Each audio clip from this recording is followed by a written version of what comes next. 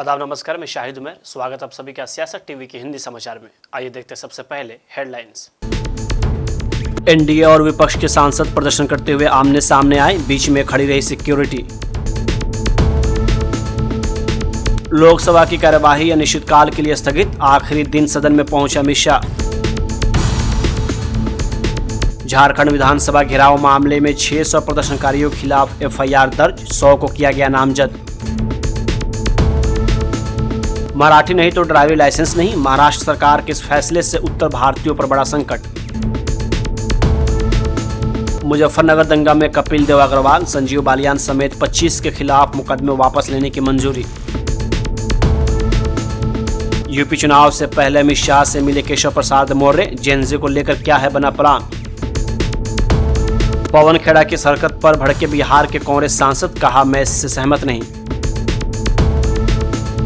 कितना लंबा चलेगा यूएस ईरान युद्ध, आईआरजीसी ने कर दिया साफ। अब समाचार विस्तार से। संसद के मॉनसून सत्र के आखिरी दिन भी एनडीए और विपक्ष के सांसदों में तकरार जारी रहा। आज दोनों ही पक्षों के सांसद प्रदर्शन करते हुए आमने सामने आ गए, जमकर नारेबाजी हुई। इस दौरान शील्ड बनकर सिक्योरिटी गार्ड्स बीच में खड़े रहे। विपक्ष ने दिल्ली में हुए लाठीचार्ज पर अमित शाह के बयान की मांग को लेकर नारेबाजी की और साथ ही राम मंदिर चंदा चोरी को लेकर चर्चाएं कराने जाने की मांग की। विपक्षी सांसद अमित शाह सदन में आओ के नारे लगाए। वही एनडीए के सांसदों ने झारखंड में छात्र आंदोलन के दौरान हुए लाठीचार्ज को लेकर राहुल गांधी के खिलाफ नारे लगाए। अरे ये एक बोलो भाई। अमित शाह जी कह रहे हैं कि वो चर्चा को तैयार है। आज 3 बजे तक भी नहीं कब? अब आज वंदे मातरम हो रहा है, जनगण मन हो रहा है आज। अरे 20 दिन क्या किए तुम? 19 दिन पार्लियामेंट चला, कम से कम 25-26 दिन आपके पास थे, तो आप उस वक्त आपको याद नहीं आया। ये तो मैं समझता हूँ ये लोगों को बताने के लिए उनका स्टेटमेंट है एक, और दूसरा ये अपने आप को मैं तैयार हूँ कोई नहीं आ रहा। कब तैयार होते हो? जब आपका एजेंडा कंप्लीट हो गया, आपका बिजनेस खत्म हो गया, आप उसमें कोई अब तक दूसरों को नहीं बोले, तुम्हारे लिए एक्सटेंड करना, तुम तो 19 डेज वेस्ट करे और अब एक्सटेंड मांगते हो, ये शर्म की बात है। संसद के मॉनसून सत्र में हंगामे के बीच लोकसभा की कार्यवाही अनिश्चितकाल के लिए स्थगित कर दी गई। तय शेड्यूल के मुताबिक आज ही सत्र आखिरी दिन था, लेकिन आमतौर पर कार्यवाही शाम तक चलती है, लेकिन समय से पहले स्थगित हो गई।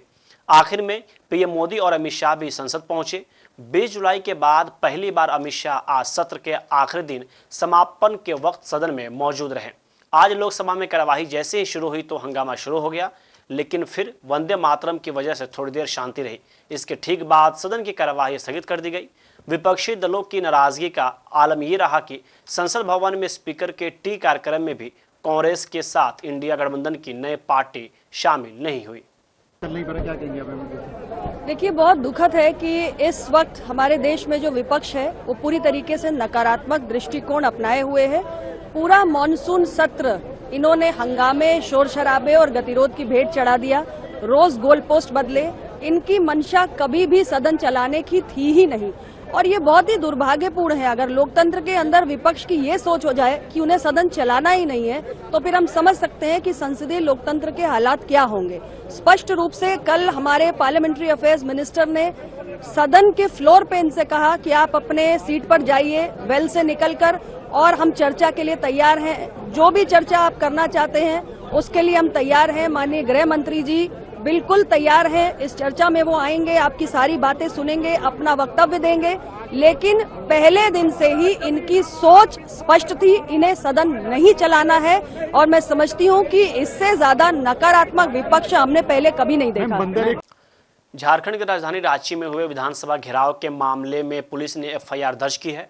विधानसभा घेराव के दौरान पुलिस और प्रदर्शनकारियों के बीच हुई झड़प के मामले में 600 प्रदर्शनकारियों के खिलाफ एफआईआर दर्ज की गई है। इनमें 100 लोगों को नामजद किया गया है, जबकि 500 अज्ञात लोगों के खिलाफ भी केस दर्ज किया गया है। विधानसभा थाना में दर्ज एफआईआर में अज्ञात उपद्रवियों के खिलाफ बीएनएस की कई गंभीर धाराएं भी लगाई गई हैं। पुलिस अब नामजद आरोपियों के साथ साथ प्रदर्शन के दौरान उपद्रव में शामिल रहे अज्ञात लोगों की पहचान करने में जुटी हुई है।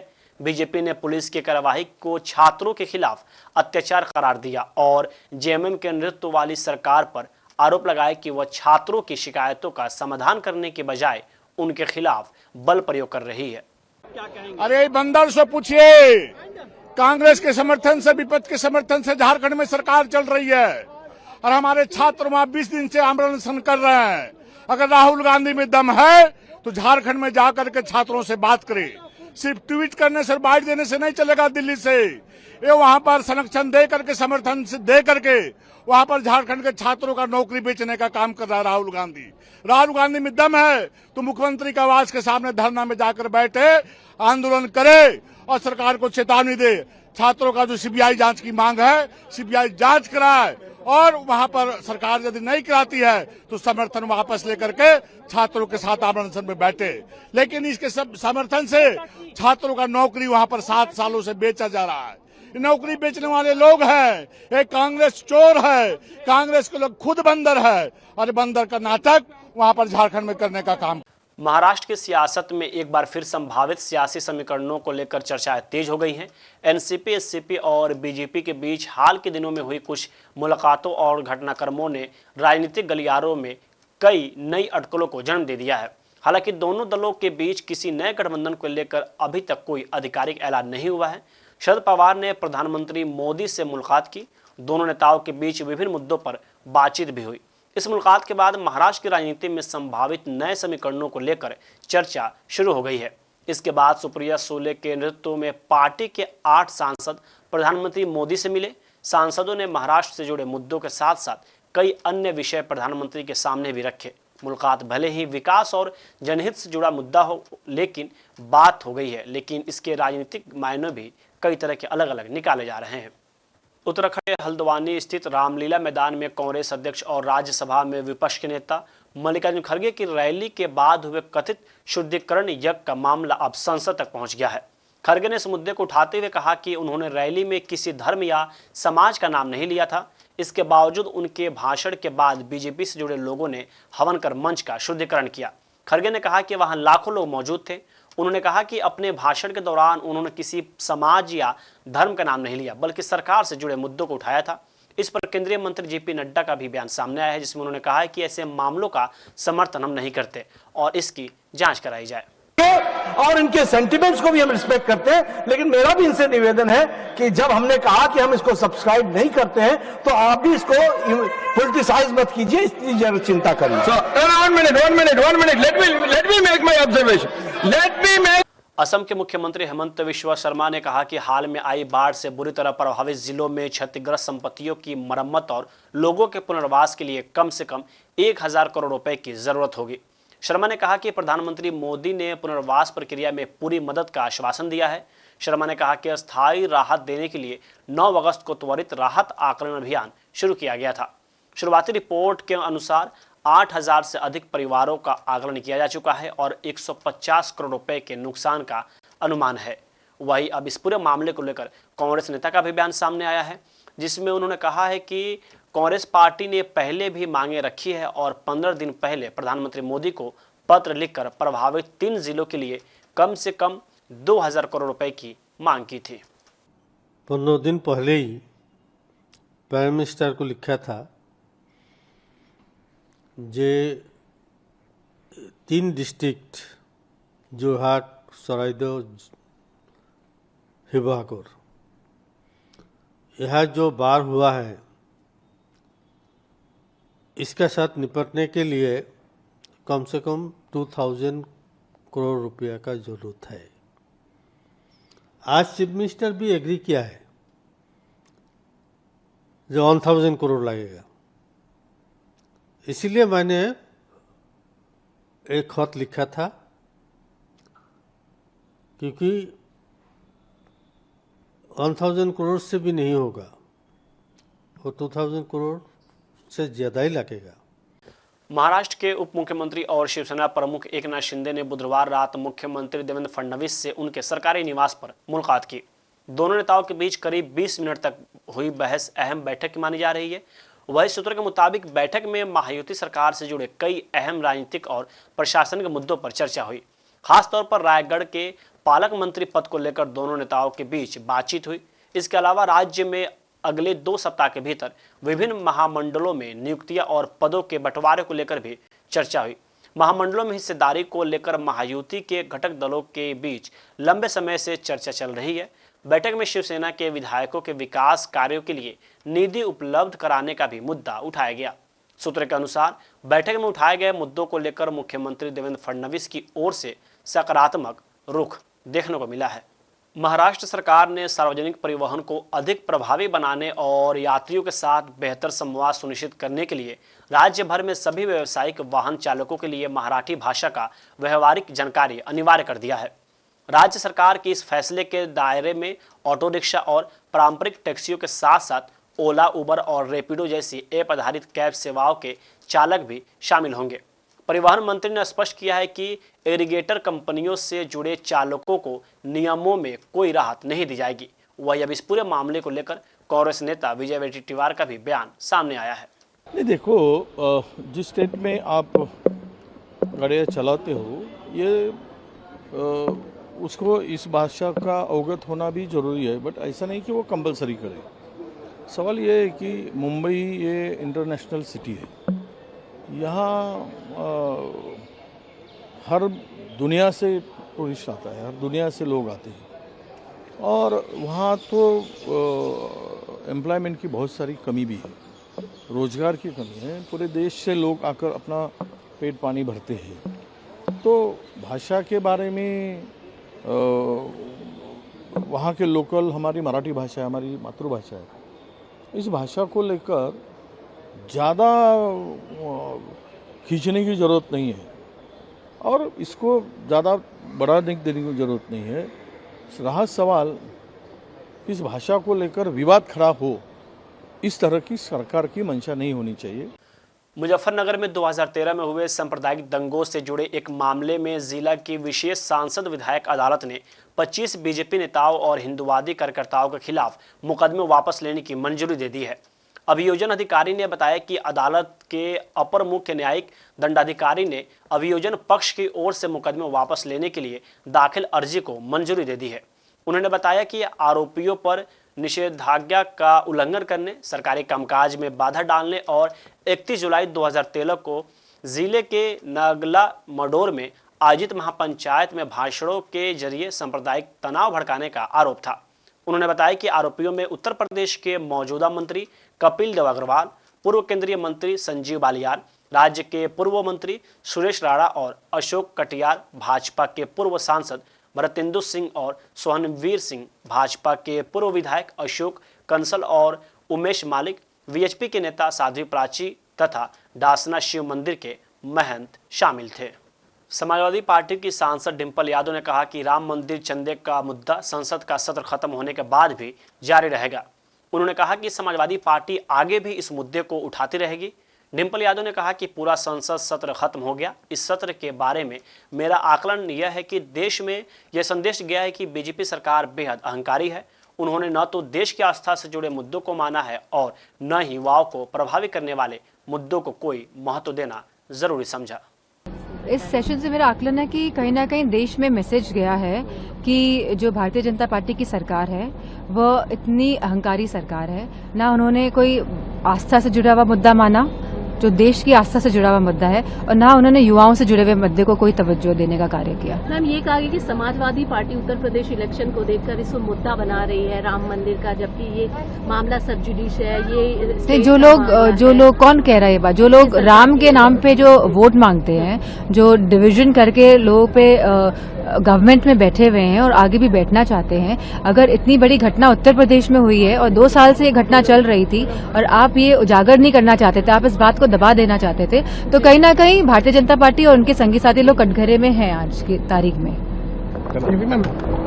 उत्तर प्रदेश में 2027 विधानसभा चुनाव को लेकर अभी से राजनीतिक गतिविधियां तेज होने लगी है। बीजेपी भी चुनाव की तैयारी में जुट गई है। इसी बीच यूपी के उप मुख्यमंत्री केशव प्रसाद मौर्य ने केंद्रीय गृह मंत्री अमित शाह से मुलाकात की। दिल्ली में हुई इस मुलाकात के बाद यूपी की राजनीति में चर्चाएं तेज हो गई हैं। मुलाकात के बाद केशव प्रसाद मौर्य ने कहा कि समाजवादी पार्टी का जो हिंदू विरोधी चरित्र है, जो अपराधियों का साथ देने वाला चरित्र है, दंगाइयों का साथ देने वाला चरित्र है, यह जनता देख रही है। लेकिन अभी तो इनकी सरकार आने वाली नहीं है, लेकिन मुस्लिम वोट बैंक जुटाने के लिए तुष्यकरण की राजनीति कर रहे हैं। देखिए, समाजवादी पार्टी का जो हिंदू विरोधी चरित्र है, जो अपराधियों का साथ देने वाला चरित्र है, दंगाइयों का साथ देने वाला चरित्र है, गुंडों का संरक्षण करने वाला चरित्र है, श्री शिवपाल सिंह यादव जी अपने भतीजे श्री अखिलेश यादव जी के निर्देश पर संभल जाते हैं और वहां कहते हैं हम दंगाइयों के मुकदमे वापस लेंगे। जैसे इन लोगों ने पहले देश के दुश्मन आतंकियों के मुकदमे वापस लिए, फिर ये रामपुर जाते हैं, मोहम्मद आजम खां से मिलते हैं, उनको गंभीर मामलों में गंभीरतम सजा है, चुनाव लड़ने की भी हैसियत नहीं बची है और उनको सपा की सरकार बनने पर गृह मंत्री बनाने की बात करते हैं। तो इनका यह चरित्र है, यह जनता देख भी रही है। लेकिन अभी तो इनकी सरकार बनने वाली नहीं है, लेकिन मुस्लिम वोट बैंक जुटाने के लिए मुस्लिम तुष्टीकरण की राजनीति कर रहे हैं, गुंडागर्दी को बढ़ावा देने का संदेश दे रहे हैं, जंगल राज उत्तर प्रदेश में फिर से स्थापित करने का रास्ता तलाश रहे हैं। तो यह प्रदेश की जनता को बर्दाश्त नहीं है। प्रदेश सुशासन के पथ पर आगे बढ़ रहा है और आगे बढ़ेगा। झारखंड में जिस तरह से प्रोटेस्ट हो रहा है, वहीं झारखंड के अंदर जो आंदोलन है छात्रों का, वह जायज आंदोलन है। वहां घोर भ्रष्टाचार है भर्तियों के अंदर, और जिस प्रकार से भारत सरकार ने जंतर मंतर पर छात्र आंदोलन को एक तरह से हैंडल किया, उनसे बातचीत किया, उनकी मांगों को मान करके समाधान किया, और झारखंड की सरकार हट पर उतारू है और श्री राहुल गांधी के निर्देश पर उतारू है, क्योंकि वह जंतर मंतर के मामले में तो संसद की कार्रवाई में बाधा डाल रहे हैं, लेकिन झारखंड के मामले में चुप्पी साध रहे हैं। कांग्रेस के नेता और राज्यसभा सांसद पवन खेड़ा ने संसद के मानसून सत्र के आखिरी दिन परिसर में एक बंदर लेकर प्रदर्शन किया। उनके इस प्रदर्शन में बिहार स्थित कटिहार से पार्टी के सांसद तारिक अनवर ने नाराजगी जताई है। अनवर ने कहा कि मैं इससे सहमत नहीं हूं, मेरा मानना है कि राजनीति में गरिमा बनाए रखनी चाहिए। इसके साथ ही तारिक अनवर ने कहा कि विपक्ष ने अमित शाह और प्रधानमंत्री मोदी का लगभग 20 दिनों तक इंतजार किया। हमें उम्मीद थी कि वो जरूर बहस में शामिल होंगे, लेकिन संसद परिसर में होने के बावजूद वे सदन में नहीं आए। देखिए, विपक्ष ने अमित शाह जी का, प्रधानमंत्री जी का लगभग 20 दिनों तक इंतजार किया, और हम लोग मान के चल रहे थे कि जब नीट पर बहस हो रही थी तो उसमें अमित शाह जी जरूर आएंगे और अपने ख्यालात का इजहार करेंगे, लेकिन उस समय भी, उस मौके का भी उन्होंने फायदा नहीं उठाया और लगातार सदन के परिधि में रहते हुए वो सदन के अंदर नहीं आए। तो आखिर लोकतंत्र में लोकसभा हो या राज्यसभा हो, इससे बड़ा पंचायत तो कोई होता नहीं, और जब उसकी अवहेलना लगातार मंत्रियों के द्वारा होगी तो फिर क्या होगा। सर, लेकिन आज जब प्रोटेस्ट हो रहा था तो इसमें कुछ कांग्रेस के नेता बंदर का पुतला लेकर के आए थे और उसको लेकर के प्रोटेस्ट कर रहे थे। स्लोगन था कि 56 इंच का छोटा बंदर जल्दी आओ सदन के अंदर। क्या आपको लगता है कि सही है? नहीं, मैं इस चीज पर विश्वास नहीं करता हूँ, और मेरा मानना है कि पॉलिटिक्स में एक ग्रेविटी मेंटेन करना चाहिए। पश्चिमी चंपारण जिला के बगहा में पूर्ण शराबबंदी के बीच चुलाई शराब की तस्करी मामले में एक महिला समेत 2 तस्करों को 5-5 साल सश्रम कारावास समेत 1-1 लाख रुपए के जुर्माने की सजा सुनाई गई है।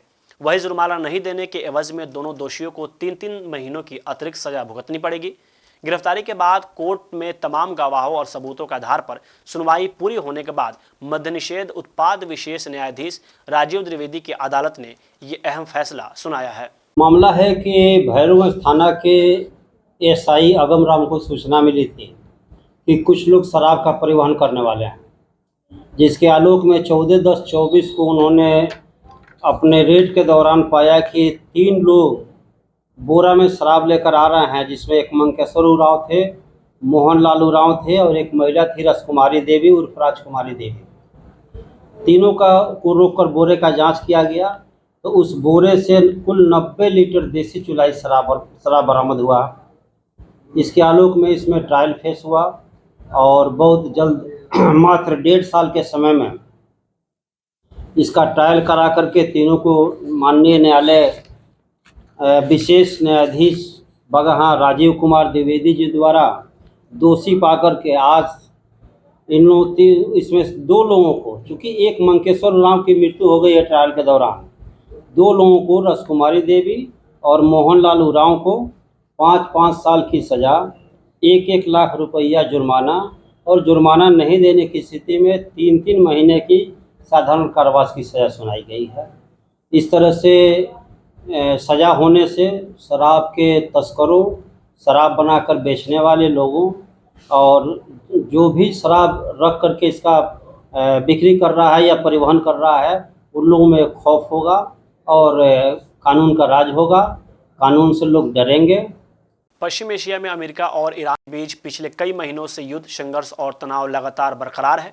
हालांकि युद्ध को खत्म करने और शांति बहाल करने को लेकर कई प्रयास किए जा चुके हैं और किए भी जा रहे हैं, लेकिन अब तक शांति बहाल करने का हर प्रयास नाकाम साबित हुआ है। इस बीच ईरान के IRGC के कमांडर के सीनियर सलाहकार का भी बयान सामने आया है, जिसमें संकेत दिया गया है कि इस युद्ध का अंत जल्द नहीं होने वाला है और ईरान अमेरिका के साथ इस युद्ध को तब तक खींच सकता है जब तक डोनाल्ड ट्रंप अमेरिकी राष्ट्रपति के पद पर बैठे हैं। उन्होंने एक इंटरव्यू में कहा कि एक यह तरीका है कि इस युद्ध को अगले राष्ट्रपति के कार्यकाल शुरू तक लंबा खींचा जाए और दुश्मन को नुकसान पहुंचाया जाए, ताकि अगर कोई भी ईरान पर हमला करने की इच्छा रख ले तो उसे यह अच्छे से पता चल सके कि ईरान पर हमला करने के लिए कैसी कीमत चुकानी पड़ेगी। हिंदी समाचार यहीं समाप्त होता है। मुझे दीजिए अब इजाज़त। बाकी खबरों के लिए बने रहें सियासत टीवी के साथ।